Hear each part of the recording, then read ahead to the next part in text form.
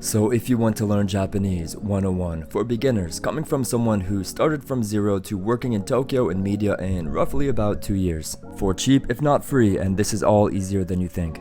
So first, day 1, right off the bat, you're going to want to start learning the 3 alphabets, starting with hiragana, which is the Japanese phonetic alphabet, a, I, U, E, O, and so on. And once you can read these, you can hypothetically read almost anything in the Japanese language, and it'll really get your ball rolling with pronunciation. Next is katakana, and this is easy and almost like a language cheat code. It's easy because phonetically it is the same as hiragana, which you just learned. And it's like a cheat code because a lot of the Japanese vocabulary you're about to learn are really just English words you already know but written in katakana. Like hotel is hoteru, just written in katakana, and service is sabesu, bus is basu, spoon is spoon.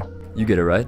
Last and the final boss of the alphabet is kanji, and I promise it gets fun after this, but you really just have to buckle down and learn these via repetition. You have to learn about 2,000 to be considered fluent, and some pro tips, practice stroke orders because I promise it does make it easier down the line. And I recommend free virtual flashcards like Anki or Quizlet. Next is free resources for how you learn your grammar, vocabulary, and build the foundation for how you communicate. I learned with the Genki and Mina no Nihongo textbooks. I believe many of these are still free online, and assign yourself homework if you have the willpower. And for online learning, I've heard that Minato e-learning is great as well as Busu. And the gamification of Duolingo is also stellar as well, I hear. Finally, it gets fun, just like I promised, and you can even make friends along the way because I learned the language best through immersion, which is hearing the language and speaking the language in conversation daily. And if you don't have fluent Japanese language speakers in your vicinity, you can simulate the experience via services like Interpals and HelloTalk, which will get you a virtual pen pal to do language exchange with, and you can make a friend in the process. They might even show you around their hometown when you go to Japan. It happened to me and was very cool. Next, but also fun, for reading practice, I recommend slice of life romantic comedy Manga,